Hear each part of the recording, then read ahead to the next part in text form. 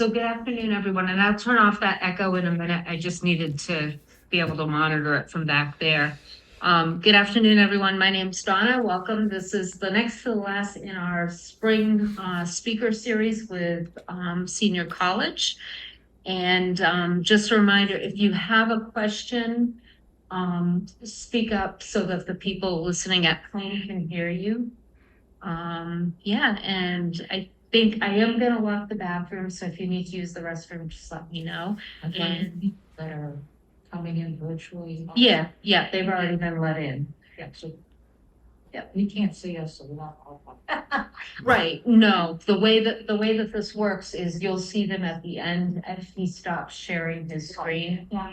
Oh, I see. So that's the way this works for the hybrid. Yep. Yeah. All right.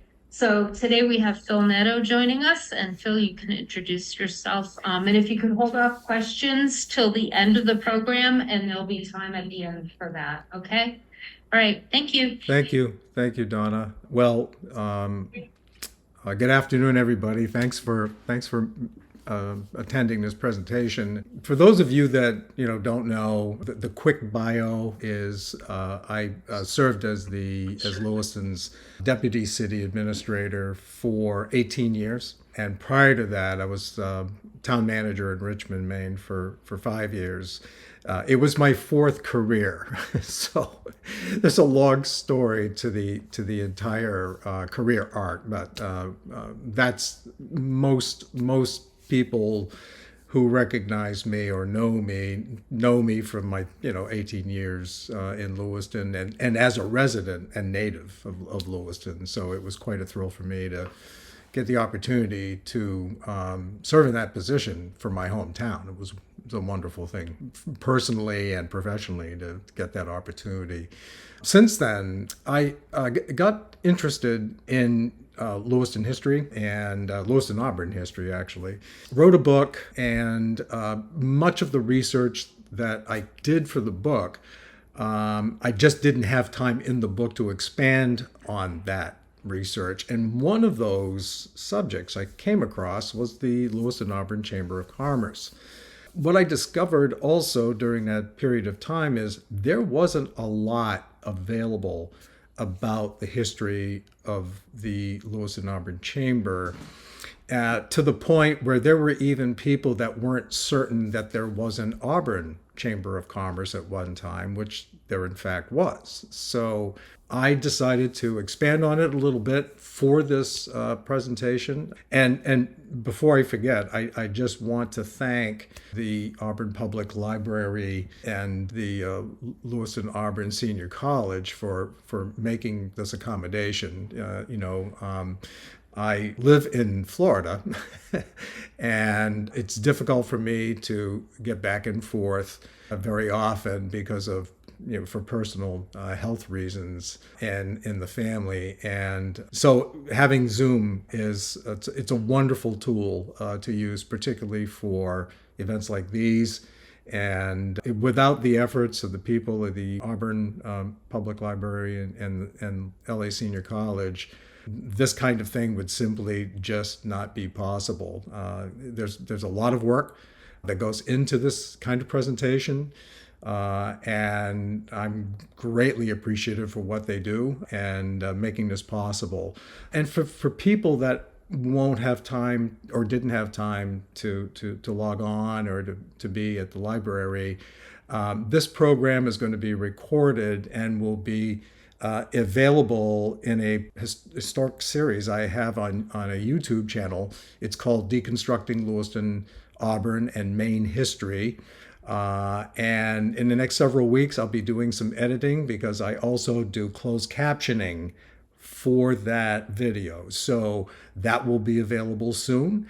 And as soon as I can get around to doing all that work, and then I'll post it. It'll be episode 5 of the series. So you're welcome to use it if you want to get back and you want to look back at something that you were interested in discussing. So let's get going. Let's get started. Take this deep dive into the history of the Chamber of Commerce in both Lewiston and Auburn. The path to creating what is now a single regional chamber of commerce in our community can be traced back to the late 1800s. Although it began in LA some 140 years ago, the first chamber of commerce in this country was established in New York over a full century earlier in 1768, when the city was still part of the English colonies. Back then, the New York Chamber members had their meetings at Bolton and Seigel's Tavern, which you see on the slide, located in what is now Manhattan. And I'm certain that those first meetings at what is now Fraunces Tavern, it still exists to this day, were very informative and very lively gatherings. Here in Maine, the first chartered chamber of commerce was actually a state organization that was established in 1889, more than a century after New York's Chamber of Commerce was created. Here in Lewiston-Auburn, the first organization to bring business people together started in 1885, when some Lewiston-Auburn wholesalers came together and formed the Lewiston and Auburn Wholesalers Association. The group's first formal meeting was part of their first banquet that occurred at Lewiston's DeWitt Hotel in March 1885. It was described as, quote, one of the most satisfactory gatherings of the businessmen and interest of two cities that has ever been held, unquote. The success of the organization and the growing economy of the area fueled public discussions by retailers to pursue a board of trade for the community in 1887. You might be thinking, well, why a board of trade and not a chamber of commerce? Well, during the mid to late 1800s, merchants and other business interests began to hear and read more about how other industries and businesses were organizing through various boards nationally. In Maine, Portland established the first Board of Trade in 1854. By 1858, there were only 10 chambers of commerce in the U.S., but twice as many boards of trade around the country. So with the support of the LA Wholesalers Association, and politicians like Lewiston's U.S. Senator William Fry, Maine's very powerful congressional representative in Washington, some 250 LA businesses and owners jointly agreed to create the Lewiston and Auburn Board of Trade on March 29, 1887. So there was good reason for both cities to believe that a Board of Trade was needed. Yes, the economy was healthy and poised for even greater levels of growth, but there were few options for retailers and professionals to organize at the local and state level. These businessmen understood that the opportunities to grow do not always develop on their own. And in the absence of any government participation to assist business owners, particularly small business owners, who better to foster the kind of environment that welcomes new businesses into the community than the people who have a financial interest in expanding a locally strong economy? The LA business climate in the late 1880s was flourishing with more private and public investment in utilities and services that fueled the area's economy. In Lewiston, the mills were expanding, the city possessed a large telephone exchange and a fire alarm system, electrical services were becoming more accessible, and the city's population continued to grow. Auburn was also seeing its infrastructure, industries, and population grow, and the collaboration by both cities in creating the joint Board of Trade was celebrated by the local newspaper as quote, another step up the ladder of prosperity, unquote, for the area. It should be noted that during this period, there was no economic development office at the city, county, or state level. Anything similar to an economic development office in LA was not created until decades later when Lewiston's mayor, Roland Marcotte, received city council approval to start a new industrial development department in 1952. This new city department was the equivalent of today's City Economic Development Department and was a first of its kind in the state at the local government level. Marcotte may have been inspired to create the new department when the Lewiston Chamber launched its Lewiston-Auburn Industrial Development Planning Committee in December 1950. The new Joint Board of Trade was in existence only a week when the local paper reported that a group of Auburn businessmen came to the April 5th LA Board of Trade meeting with a surprising announcement. These businessmen expressed, quote, their desire to withdraw from the joint organization for the purpose of organizing an Auburn Board of Trade, separate from but in harmony with the general interest of such organization in Lewiston, unquote. They also believed that two boards would have more influence on such matters as the regulation of the local railroads and the building of new rail lines in the area. The Auburn businessmen also acknowledged that a, quote, generous rivalry, unquote, existed between both cities, but also believed that the fraternity of interest between them would, quote unquote, always exist. On April 5th, 1887, the Lewiston Board of Trade moved forward to approve the original organization charter, understanding that its neighbor was moving ahead with its own board. On April 18th, 1877, Auburn approved the bylaws for their new Board of Trade. Both Board of Trade organizations continued to operate for decades after their creation, but that did not stop merchants and other businesses from creating other organizations. January 3rd, 1905 brought about the founding of the Lewiston and Auburn Merchants Association.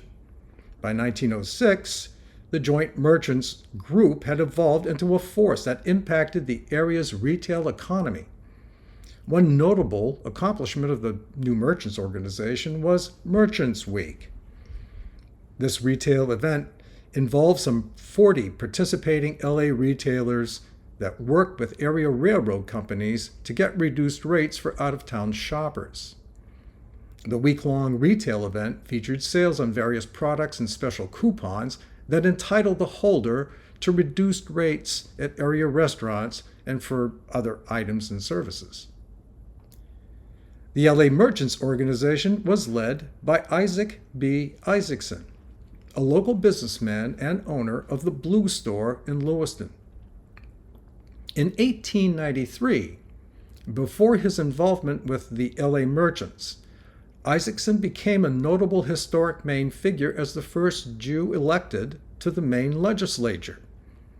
Mr. Isaacson's place in state history is similar to that of Lewiston resident Dr. Louis Martel, founder of Le Messager French newspaper and St. Mary's Hospital, who also made Maine legislative and local history as the city and state legislatures first elected Franco-American just 9 years earlier. The merchant organization's success would be fleeting. By 1909, the LA Merchants would sponsor their last Merchants Week. The end was near for the Joint Merchants Group, but the joint organization would soon split, and both cities would embrace a new direction to promote their retail and professional business interests. Earlier in this presentation, I mentioned that there were only 20 boards of trade in the U.S. in 1858. I also mentioned that Portland had started their Board of Trade in 1854, making it one of the first boards in the country. According to the Bath Daily Times, the Maine Board of Trade reported that by 1910, there were 26 boards of trade in Maine, in addition to the state board. What also happened in 1910 was the creation of the state's first local Chamber of Commerce. A Bath Daily Times article stated that the newly created local chamber was an amalgamation of multiple local business organizations and associations that included their Board of Trade and their wholesale, retail, and clothiers associations, while also raising $100,000 for its, quote, idle shoe factory, unquote. So, would anyone like to guess what community created Maine's first local chamber of commerce? Anybody willing to share what they think which community might have been? And Portland? Lewiston-Auburn. and what was that? Portland. It certainly my first guess, and but it's not correct. No, it wasn't Portland. Lewiston-Auburn. No, we'll be talking about that shortly. Well, I won't delay it any further, and I was surprised, as many of you were as well. But it was Bangor. Bangor created their Bangor Chamber of Commerce on April 6th, 1910. As difficult as it was to try to guess which organization or community was the first to create a chamber of commerce, it's going to be harder to try to guess who the second was, unless somebody wants, believes that they can pull it out of thin air. Which one? Bath. Actually that's a pretty good guess, but it was Holton, Maine, on February 14th, 1911, and then the third community to do so was Waterville, and they did it on April 11th, 1912. So, but things were beginning to brew in Lewiston and Auburn.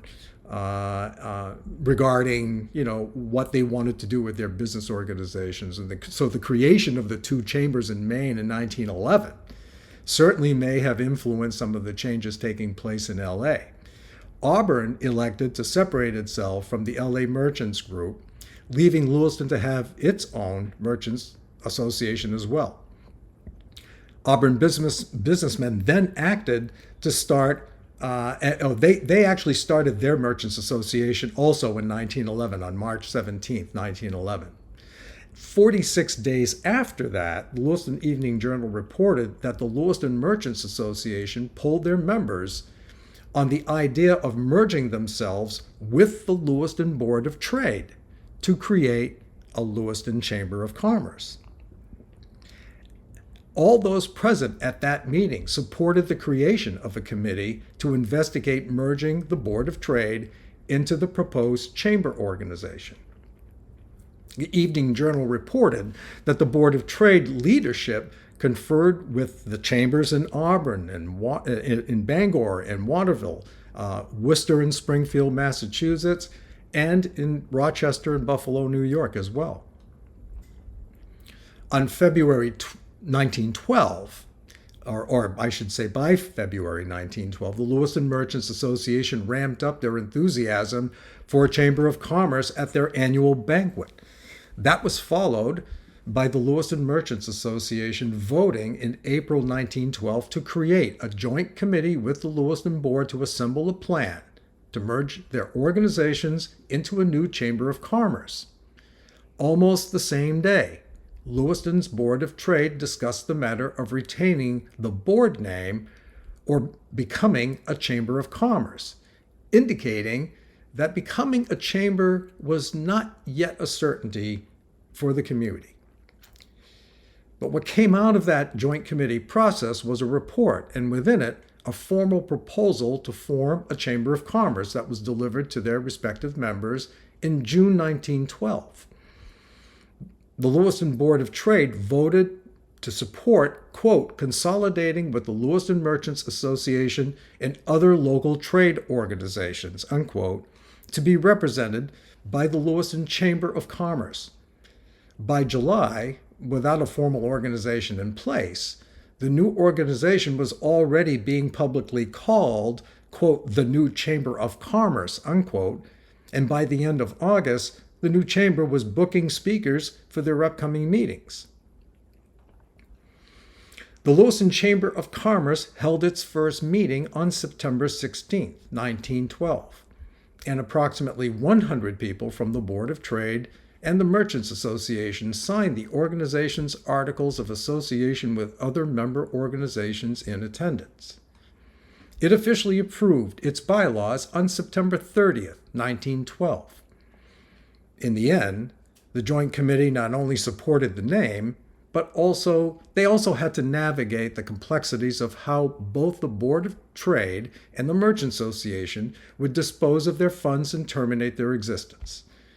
Leadership from both organizations also occupied directors' seats on the executive board, including John Smith of the Board of Trade and George King of the Merchants Association. But what is truly notable about Lewiston's success in establishing its chamber is the work that took place behind the scenes to unify the Lewiston Board of Trade, Merchants Association, and the other business organizations. Many newspaper articles spoke to the opposition some expressed by some business people about creating yet another organization when there were already two in existence. Some expressed opinions about the name being changed, but the consensus built by the Joint Committee among the multiple organizations supporting the Chamber fended off any 11th hour challenges. A somewhat forgotten historical fact is that the Chamber meetings took place in the same offices that were once occupied by the Board of Trade and the Merchants Associations. These rooms were in the Sands building at 124 Lisbon Street. The building remains an important historic fixture on Lisbon Street to this day, and some of those chamber offices are now occupied by Healthy Androscoggin. The Sands block was built by Arthur Sands in 1886, who also leased some of the building to Bradford Peck of the B. Peck Company. Peck was also the Lewiston Board of Trade's treasurer when it was created, and built Lewiston Peck's department store that opened on April 7, 1899. But on the day that B. Peck's company business opened on Main Street, it was not called Peck's department store. It was called, quote, the B. Peck Company Metropolitan Department Store, unquote, with 37 stores under one roof. It would not be called the Great Department Store until 1903, and would not become simply Peck's Department Store until 1929. The history of the location? I'm sorry? Can you tell me the original location of that building? Of the Sands building or You said of which building? the Peck's building, you said it was Main Street. Main Street where? It's the building that was once the L.L. Bean Call Center, and it's across the street from the intersection of Lisbon Street and Main Street. That large building on the other side of the street. That was the Peck's. So the original building was located there? Because the picture did not look like that building. Yeah, I know, but it was much more ornate back then, so it looked a little different on the exterior. Yes, you're right. You're absolutely right. And there was also a E. Howard clock in that building, as one of several buildings in Lewiston that had an E. Howard tower clock, and you could see the face of the clock on the front of the building. That disappeared over time. But a lot of people have forgotten. And I'm going to do another one of these presentations about Bradford Peck. He's a fascinating person, fascinating history, and I think it deserves a little bit more attention. So we're going to answer a lot more questions you might have about that building and its link to my family business, our family business, that was on the corner of Walnut and Bartlett Street. I never knew about that link either until I started doing this research. So thanks for asking the question.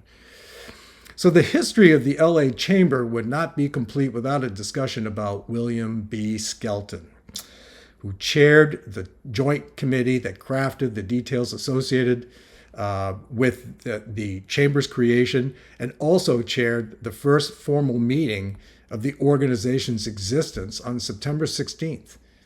Skelton became the first president of the fully chartered Lewiston Chamber of Commerce when the bylaws of the organization were officially approved and its officers elected on September 30th, 1912. I think it is also important not to simply gloss over William B. Skelton's role in Lewiston and Maine history by simply saying that he was the Chamber's first president and also Lewiston's mayor. I think it's important for those in attendance and watching this Zoom broadcast to understand why the Chamber membership chose Colonel William B. Skelton as their president. When you look at the breadth and depth of his career and his life, you begin to understand why he was celebrated both before and after his death. But what must first be discussed is, why was he referred to as Colonel Skelton for a good part of his life? My initial research appeared to confirm that Skelton had no military experience. And that raised the obvious question, why call him Colonel? Even his obituary listed him as colonel, but provided no information regarding his military service. So, with a little more research, I uncovered a document in the Maine Digital Library files that showed him listed as Colonel Skelton and part of the executive staff in Governor William Cobb's Adjutant General Staff from 1905 through 1908. More research clarified that Skelton was a member of the military through his service with the Maine National Guard's Adjutant General Office and served as the National Guard's judge advocate. So now that we have clarified why so many people referred to him as Colonel, consider the sample biography I have assembled on the slide that you're looking at regarding his education, civic and business leadership, and his government service. And if you just peruse through that right-hand side of that slide, you'll see exactly just what a sample of his biography looks like. I wasn't able to fit everything in. I tried to focus on one of the highlights, and one of the highlights was his arrival to Lewiston. Happened because he was enrolled to attend Nichols Latin School in 1886.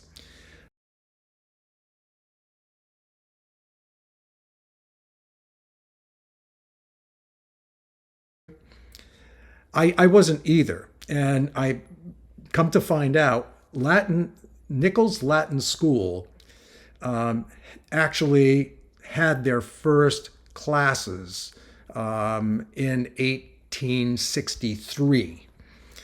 Bates College was actually named formally Bates College in 1864. Prior to that, it was the Maine State Seminary, which I also didn't know.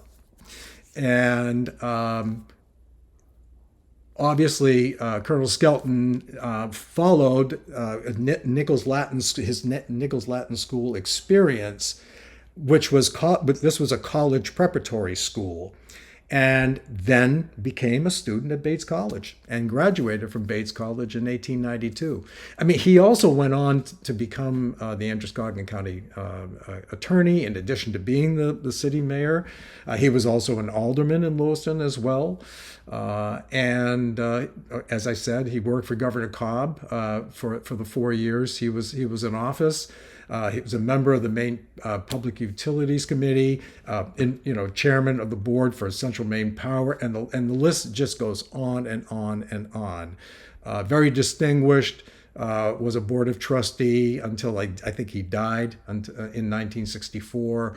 Extraordinary history in Lewiston and Auburn, and his contributions were at the state and the regional level, particularly in the area of electric utilities. Quite a history and being, in terms of his being the first president, certainly much more of the chamber. There was much more to him, obviously, than just that as well. And I thought I'd share that with you as well.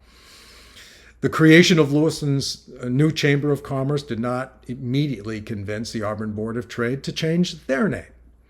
It was business as usual for both organizations, who continued to work together for the benefit of the community at large, for the community at large. Auburn Board of Trade meeting attendance fluctuated, but there would be open communications and collaboration between them and the Lewiston Chamber on many initiatives, including rail expansion and rates, along with efforts to attract various events and activities to the city. I was unable to find any evidence that the Auburn Board of Trade had any interest to pursue their own Chamber of Commerce through 1916. During that year, the Board of Trade pursued just the normal list of priorities such as member recruitment and retention, business regulation. They always had an interest in what was going on in the rail industry and so on. Little did they know how consumed they would become when during their December 1916 meeting, they decided to investigate a new government structure. In that meeting, the board assembled a committee who would be charged with producing a recommendation that would impact much of the organization's 1917 focus on a new city charter. The board's interest in a new city charter appeared again in the Lewiston Daily Sun on January 16, 1917. The article reported that the creation of the December 1916 committee did not produce a draft charter to review at the January 16th meeting. The Daily Sun stated that during the meeting, there were many points of view regarding a proposed charter, but there was consensus, even from those who previously served in municipal government, quote, that a better method of government is necessary, unquote, for Auburn. The Board of Trade proceeded to commit themselves to do the bulk of the footwork to oversee the entire charter approval process until it was put before the Auburn residents for a vote. By February 13th, the draft was ratified by the board and placed in the hands of Auburn State Senator David Hastings, who sponsored a bill the Maine legislature approved on March 28, 1917. The bill's approval would send the proposed charter on its way to the voters. But before the vote, Auburn residents would be exposed to a torrent of newspaper coverage about this new proposed government structure for Auburn, and a noteworthy and historic feature of the charter, the creation of a city manager position. The new charter would be approved by Auburn residents on September 10, 1917, with an unexpected majority of voters approving the new government. The historic vote would not only mean a new city manager, but it would also produce the first town or city manager in Maine, and the first municipality in New England to approve a manager-council form of government in New England. On October 6, 1914, Norwood, Massachusetts approved a new town manager plan through a town meeting vote. That provided residents with a town manager whose budget, with the approval of the Board of Selectmen and other town matters, would require a town meeting vote. What Norwood adopted is more commonly referred to as a town manager form of government, where budgets, legislative policies, and other large capital purchases and loans, actions of that kind, are ultimately approved at a town meeting, and not through an elected representative body like a city council or board of aldermen. So historically, Norwood is often credited incorrectly with being the first state to approve a town/city manager plan in New England. Factually, Norwood is the first municipality in New England to approve a professional public administrator position. Norwood's vote would create a town manager plan. That would also exist along with its town meeting form of government. Norwood's town manager would not be a municipal manager working directly with an elected representative body like a city council like that in Auburn. The approval of New England's first city manager actually belongs to Auburn, Maine, who was the first municipality in New England to approve the plan on September 10, 1917. There was proof in the Boston Globe that confirmed this, And the article and another article from the Fall River Evening Herald reported that Waltham was the only municipality in Massachusetts to approve a city manager plan in 1917. But it approved that plan after Auburn had already approved its plan. So in terms of New England history, in terms of what kind of government Auburn approved, Auburn was the first in New England to approve a city manager plan with a city council in place when they did so in September of 1917. As exciting as Auburn Board of Trade success was in achieving its goal for a new charter, there was little evidence of the board's interest in pursuing any kind of reorganization of their enterprise after the charter vote. By the end of 1917, the board's attention involved another jointly planned LA event with the Lewiston Chamber that would bring a large auto convention to the area. But following the January 19 appointment of the new Auburn city manager, Harrison Gray Otis, chatter among board members for a chamber surfaced on February 11, 1918. During the meeting, the topic of changing the Board of Trade to a Chamber of Commerce was part of an agenda that featured Harrison Gray Otis as one of its speakers. The board was clearly energized with its reorganization of government charter success and suggested reorganizing the board into a Chamber of Commerce, something that many board members supported in spite of the opposition expressed by others to the proposal. The chamber discussion resurfaced again in March 1918 when members explored hiring a firm named the American City Bureau that, quote, made efficiency in boards of trade and chambers of commerce a scientific study, unquote.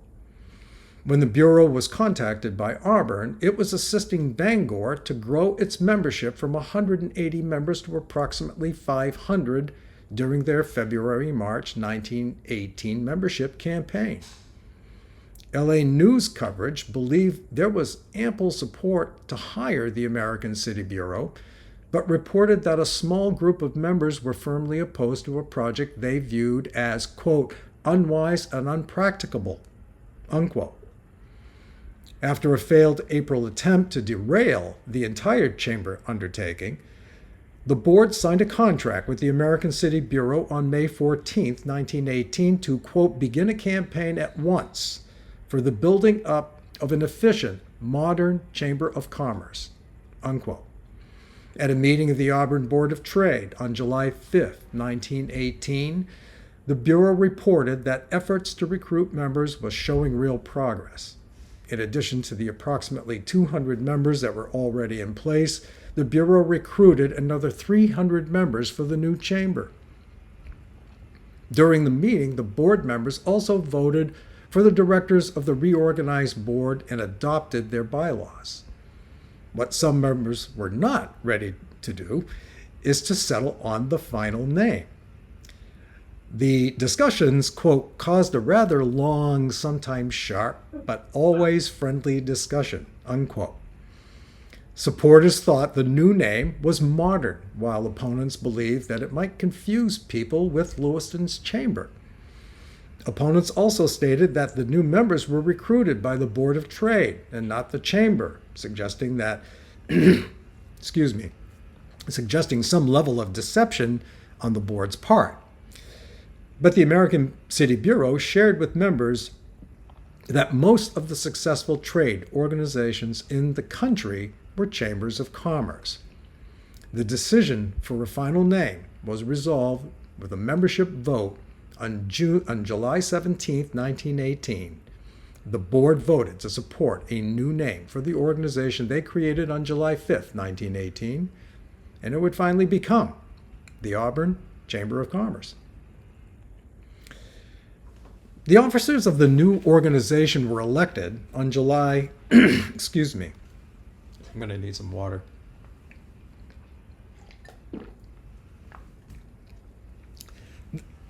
The new organization were elected on July 11th, 1918, and on the day the organization became the Auburn Chamber of Commerce, E. Farrington Abbott was already in place to assume his duties as its first president. Abbott was not a native of Auburn or Maine. He was born in Colorado and graduated from Bowdoin College in 1903.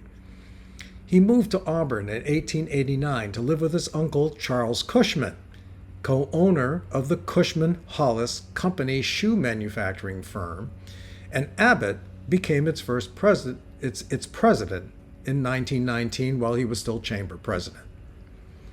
His popularity with the chamber was the product of his education as a Bowdoin graduate, his association and involvement with the family shoe business and one of Auburn's largest shoe manufacturers, and was a well-known local elected official on the Auburn School Board from 1916 to 1919 and the City Council from 1918 to 1924.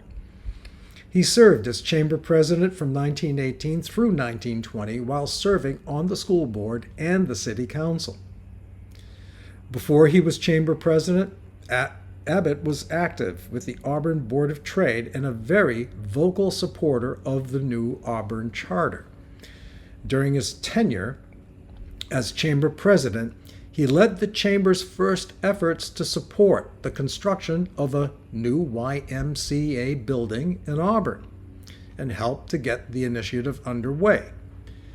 The YMCA site selection, funding for the Turner Street property, and the construction of the building were all coordinated by the Auburn Chamber of Commerce. The Auburn YMCA opened its doors on May 5th, 1922. E.F. Abbott went on to serve as a director of the National Boot and Shoe Manufacturers Association and became an Auburn Water Board trustee, Bowdoin College overseer and trustee, received an honorary Master of Arts degree from Bowdoin College, was board chairman for the Crest Shoe Company, and was president and treasurer of the Charles Cushman Company from 1933 until his death on December 1st, 1952. The Lewiston and Auburn Chamber would go on to influence economic development and to represent local merchants and wholesalers and a host of other professions throughout the 1920s and into the 1950s. They would both have their challenges with financing, membership recruitment, and promoting the value of what they were doing within the community. During their early histories, there were newspaper articles and letters to the editor that often raised the question about why the chamber was important to the community. The Lewiston Evening Journal's description of what a 1926 Chamber of Commerce did for a community captured the organization well. A chamber attracts new industries and works to retain old ones, works and provides opinions on issues of local and state interest, brings events of interest to the community, answers questions about town matters, promotes the local community, collects and publishes data and other information for interested businesses and residents, connects with state and local government on a variety of legislation and policy, and performs a variety of other tasks for, quote, individuals, firms, and industries, unquote. In a lot of ways, it sounds a lot like today's chamber, doesn't it? The two chambers continued to work together on events like Maine Products Week, and in 1925 they opened discussions regarding the merger of both chambers in 1926. This was not new territory. The two cities began their business organization history through a joint wholesaler organization in 1885.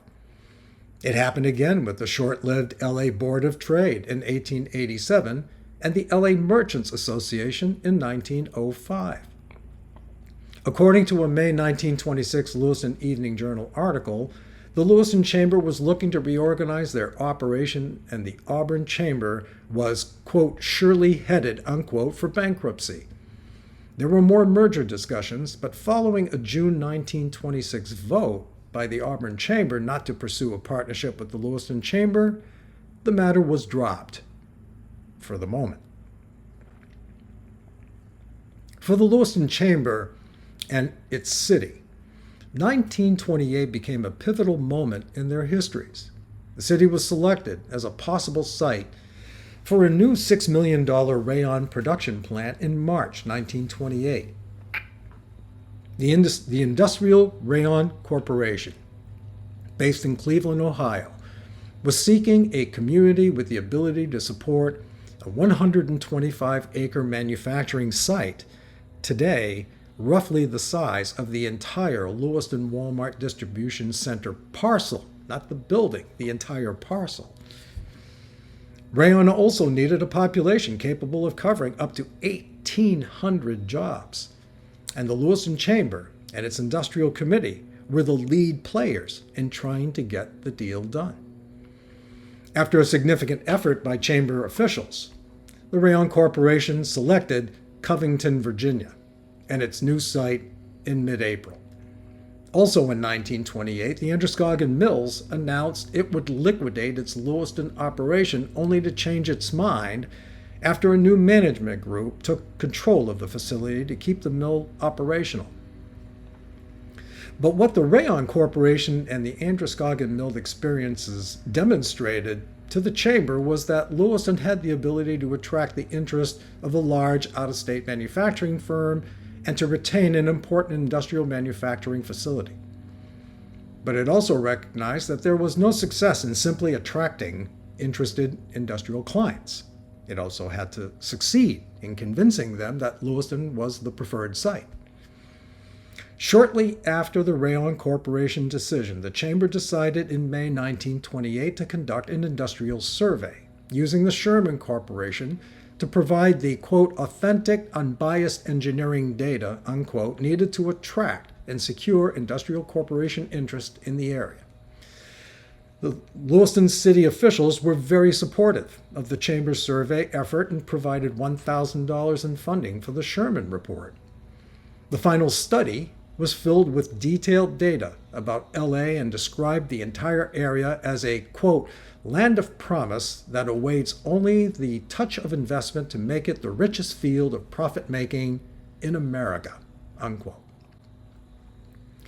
The Sherman Corporation study proved to be a critical component for another new industry opportunity in LA. Sometime in late 1928, New York officials representing an international firm read the Sherman Corporation report about the LA area and reached out to the Lewiston Chamber in January 1929. After meeting in New York on January 16th, the interested firm traveled to Lewiston and its engineers inspected prospective LA sites for the new industrial building. On January 29th, the company selected a 15-acre Lewiston site in the Upper Lisbon Street area located across from the Crooked Bridge. For those of you who don't know where that location was, it was located across the street from what is today Elmet Technologies on Upper Lisbon Street. This was important as the Crooked Bridge was built over Upper Lisbon Street and used by both Central Maine Railroad and the Androscoggin and Kennebec Railway Company trolleys, who provided transportation for people that would ultimately become the company's future workers.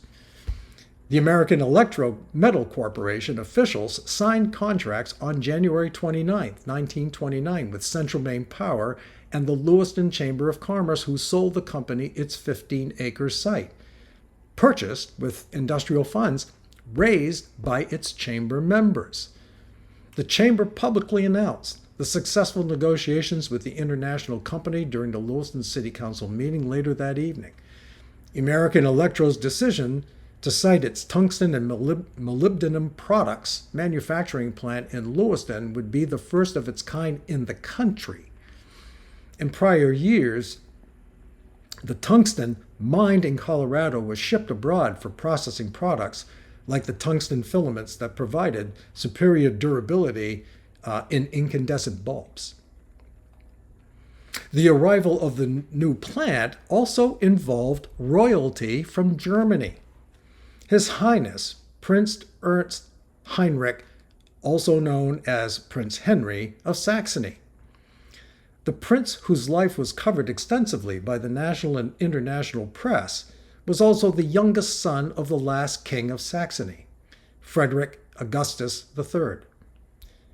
Prince Heinrich was chairman of the holding company that controlled the American Electro-Metal Corporation and other subsidiary businesses in America and Europe. When the prince was in Lewiston to sign the American Electro contracts in January, he was so impressed with his visit to Maine and the lunch hosted by the city and chamber at the Poland Spring Inn, he booked some 2 months at the Poland Spring Inn for his family's summer vacation. But the prince, the prince was not the only historical figure involved with the American Electro Company. Dr. Paul Schwarzkopf, president of the American Electro-Metal Corporation, was also an important figure in the history of powder metallurgy. According to Time magazine, Dr. Schwarzkopf fled to the U.S. after the Nazis forced the incorporation of Austria in 1938. He would go on to aid in the war effort through his pioneering work in powder metallurgy, a metal fabrication technique that allowed the U.S. to fill the shortage of iron with replacement metal that produced, quote, millions of parts for field telephones and similar instruments, unquote. He also discovered tungsten carbide, a substance that exceeded the durability of diamonds for drill bits. The company that Prince Heinrich and Dr. Schwarzkopf brought to Lewiston has remained on its original site since 1929. The plant would be sold to North American Phillips in June 1942 and would experience more name and ownership changes over time. Today it is Elmet Technologies, and according to their website, quote, Elmet is the leading global provider of high-quality molybdenum wire products and the only U.S.-owned and operated producer, unquote. Additionally, they continue to produce tungsten wire as well. Elmet is also the Twin Cities' oldest manufacturing firm in continuous operation on its original location. It may also be the state's oldest as well. Its status as one of the state's oldest firms and its historic importance as the first of its kind warrants recognition at the local and state level. The celebration should occur in 5 years on the same month and day the contracts were signed in Lewiston 100 years ago, January 29th, 2029. I would also suggest that a state and local historical marker be placed at the Elmet location and at the site of the old Raytheon transistor manufacturing building, formerly Liberty Mutual. These two properties were located close to one another and were doing business with each other when American Electro's site was named Phillips Elmet in 1961. Both sites were the first to produce their respective products in both Lewiston, Auburn, and in Maine, and in Elmet's case, the first to do so in the country. They both also represented LA and Maine's entry into two new industries.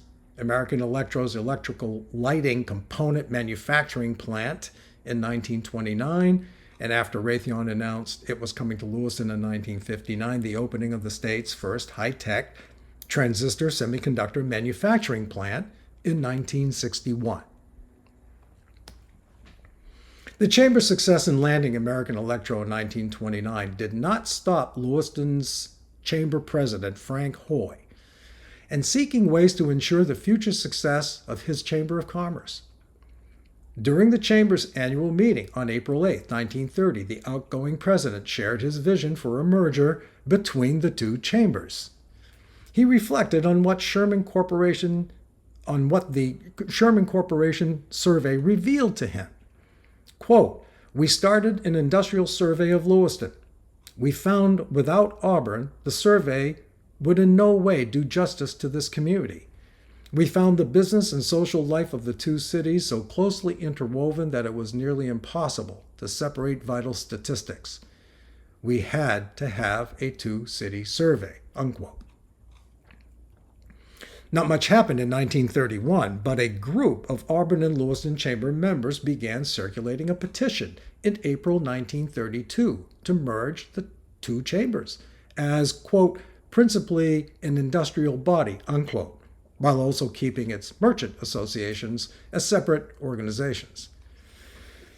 On May 5, 1932, the Lewiston Daily Sun reported that 293 chamber members from organizations representing approximately 3/4 of the membership signed a petition supporting the chamber merger. By May 11th, both chambers assembled a joint committee to work on a recommendation to support or not support a merger. On June 24th, the Joint Committee submitted their findings supporting the merger, with the Auburn Chamber members voting to support the merger, but only on the condition that Lewiston members support the proposal by June 30th. On the same day of the Auburn vote to support the merger, the Lewiston Chamber voted not to support the plan. After the June 30th deadline set by the Auburn Chamber, the Lewiston Chamber voted on July 1st to reopen discussions about the merger, but the damage had been done. On July 19th, news reports stated that the Joint Committee for both chambers voted to cease any further action on pursuing a merger, and it remained that way for another 31 years. But a seeming innocuous development occurred the year after both chambers decided not to merge. In 1933, the Lewiston Chamber created a mercantile division that focused its efforts on promoting and assisting all Lewiston retailers. The first evidence of the division's existence appeared on April 2, 1933, when the Lewiston Chamber discussed doing more merchant membership recruiting and developing multiple events like the new Dollar Day event handled by their mercantile division. This division continued to function into the early 1970s, but it became a joint effort between Lewiston-Auburn sometime around March 1944, and continued to be a joint effort hosted by the Lewiston Chamber through the remainder of the 1940s, 50s, and into the early 1960s. Both chambers also continued to function through the 1950s, but Auburn's chamber became noticeably less active in the mid-1950s.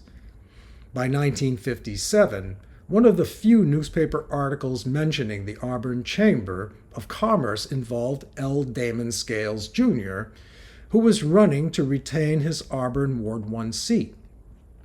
Scales' resume in the article listed his membership in the Auburn Chamber. But in May 1958, an obituary for W. Roy Houston mentions his involvement with the Auburn Chamber, described as the, quote, old Auburn Chamber, unquote. And in November 1958, an ad for the, quote, Lewiston-Auburn Chamber member stores, unquote, was paid for by the Lewiston-Auburn Mercantile Division and the Lewiston Chamber of Commerce, with no mention of the Auburn Chamber. In the absence of any public mention of the Auburn Chamber or any Auburn Chamber activity in 1958, and the November 1958 Mercantile Division ad gives reason for me to believe that the Auburn Chamber's demise occurred in 1958. Additional information supporting the Chamber's dissolution in 1958 is confirmed in a Lewiston Daily article dated November 5th, 1959. An Auburn City Council meeting, Councilor Alfred Dawes told the council that he spoke with a, quote, number of Auburn businessmen, unquote, about restarting the Auburn Chamber of Commerce. According to the Daily Sun, the chamber had experienced, quote, several revivals of the chamber in the last quarter century, unquote. This latest effort to restart the Auburn Chamber did not succeed. All of this began to change in 1962. Lewiston Chamber President H.L. Gosselin would tell Chamber annual meeting attendees that he had, quote, two primary aims, unquote, during the next year: to recruit new members and to once again investigate, quote, expanding the chamber to include Auburn, unquote. That announcement elicited two public responses. The first came from Auburn businessmen who, on January 21st, expressed a mixed reaction of support and uncertainty to the merger idea. The other was published in a January 23, 1962 Lewiston Daily Sun editorial. It advocated for Auburn's name to be added to the Lewiston Chamber as a better way to recognize both cities as a regional economic power. While all of this was going on, the Lewiston Chamber announced in December 1962 that it was also moving from its 56 Park Street location, where it had resided since 1952. Its new home featured a larger suite of offices supporting 500 members and would be housed within the new First Manufacturers National Bank building on the corner of Park and Ash Streets. This would be no less than their fourth relocation. Their first home was the Sands building on Lisbon Street, and they later relocated to a property near the Strand Theater on Main Street. In 1932, they moved to 90 Middle Street, followed by 56 Park Street in 1952, and then to the First Manufacturers Building in January 1963. On January 19, 1963, Chamber President Gosselin issued a letter to members notifying them that votes were scheduled for their annual meeting to amend the organization's constitution. One amendment renamed the organization the Lewiston-Auburn Chamber of Commerce. The other established a nominating committee if the renaming amendment was approved. Gosselin said that the renaming of the chamber was the result of a petition signed by a, quote, considerable number, unquote, of Auburn residents, and that the proposal had been, quote unquote, under study by a special committee for most of the past year. In reality, we now know the two chambers had been contemplating this merger as far back as 1926. It is also curious that Gosselin would make no mention of the influence exerted by the presence of the Auburn businessmen who were serving side by side with their Lewiston colleagues on the very successful mercantile division for the last 19 years. On January 30th, 1963, the members attending the annual Lewiston Chamber meeting would vote to reunite with the city it once partnered with 76 years ago to jointly create the Lewiston-Auburn Board of Trade. The newest collaborative effort was recognized by the Lewiston Daily Sun editorial board as, quote, our area chamber of commerce, unquote. And since January 1963, the Chamber of Commerce experienced two more name changes. The first happened in January 1993 when the LA Chamber and the Lisbon Chamber decided to merge and rename themselves the Androscoggin County Chamber of Commerce, making the organization a truly regional chamber. It occurred again a little more than 20 years later when it rebranded itself as the Lewiston-Auburn Metropolitan Chamber of Commerce in January 2016. In reality, the two chambers, mercantile divisions, merchant and other business associations, along with their city governments, had been working jointly in one way or another since the year both cities created the Lewiston Falls Village Corporation's fire department in 1849. Although many would suggest that the relationship between the two cities and their relationships with the county towns have been at odds with one another for most of their existence, the evidence of a significant amount of cooperation and collaboration between all of them cannot be ignored. Although never perfect, the communities have throughout their history always understood that they are most often in a better place when they are looking out for one another as opposed to looking away from each other. So thank you again for your attendance and interest in this presentation, and I will do my best to answer any questions if there are any. So I'll turn it over to you, Donna. Are there any questions online or in the audience?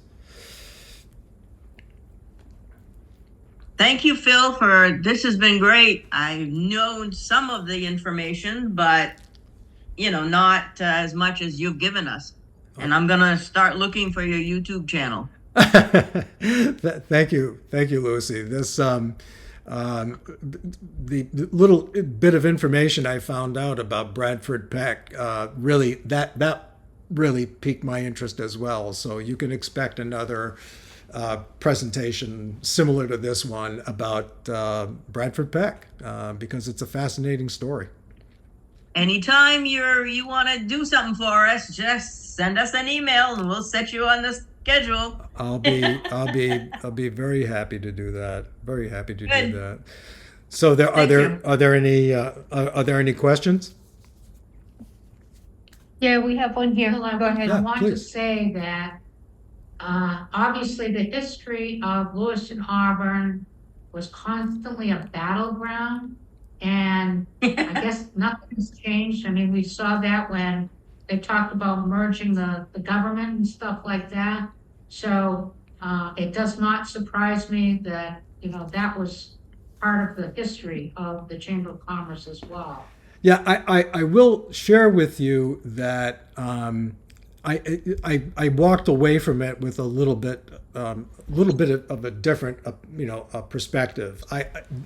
What I saw were these two cities who had constantly been looking at ways to try to work with each other, and even when they separated, there's lots of evidence to show how often they had to work together to do things, like even in the years where they had separate chambers, or they had a chamber and a board of trade in Auburn. They were still working together, to try, and again, particularly around things like legislation, things that are affecting both communities. Events that they were trying to bring to the community, trying to create more hotel space, if you can believe it. With all the hotels that there were back then, the populations were growing, so that was a concern. They were always looking for another opportunity to see if somebody was willing to build a hotel. And again, I think to your point, these relationships are never perfect, but they continuously kind of go back and revisit the value of working together. I think the most recent example of that was the Lewiston Vocational School partnering with the Auburn school system and creating another vocational school opportunity in the new EL high school.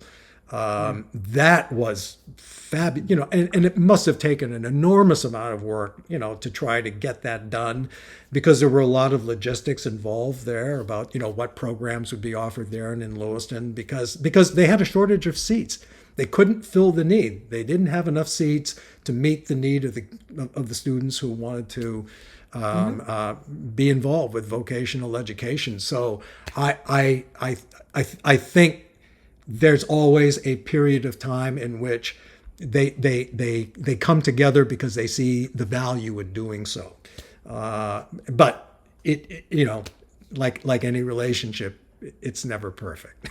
It's never perfect. So, are there any other questions? So thank you, everybody. As I said, if you need to revisit any information, it'll be available on my YouTube channel, and you're always welcome to contact me about questions about historical information about the two cities. I know Doug Hodgkins is certainly the senior member of those of us that write about Lewiston history, and he has a wealth of information. And I try not to replicate lots of things that he's already done, so I try to pick my spots carefully so that I can expand on what has not been expanded upon, and that's there'll be some more of that coming soon. Great. Thank you so So, much. Thank you again. Thank Phil, you we have again. one more, we have one more question Oh, here, please, Phil. please do. Yeah, go One more ahead. question, go Sure. ahead. I just wanted to mention that a future class would be very interesting to hear the accomplishments, what you just said about the EL school and what they did together. I think so. A future class, the accomplishments of the Chamber of Commerce would be nice. Yeah, yeah, and the just what the two communities have done together. In addition to the Chamber of Commerce, all of the other things. It's a pretty impressive list. I put together a list in my book, and with a couple of errors in it, which I have to correct. But it's extraordinary. You may or may not know this, but the dam that was built, on Great Falls Dam, that produces electric power, is a joint effort between the two cities. It didn't start off that way. It started off. That has a history to it, but in the end, the two cities saw an opportunity and took advantage of that opportunity. And I think it's still generating revenue for both cities to this day. So, and that was back in 1984. So, there are lots of examples like that. So I certainly will add that to my list of things that I need to work on. So thank you. Thank you. All right. Thank you so much. Okay. All right. Thank you, everybody. Thank you, Phil. Okay. Take care. Take care. Bye. And thank you again, Lucy, Donna, and everybody at Auburn Public Library and the Senior College. I love working with you guys. Great. We like working with you too. Thank you. Great. Okay. Take care. Take care.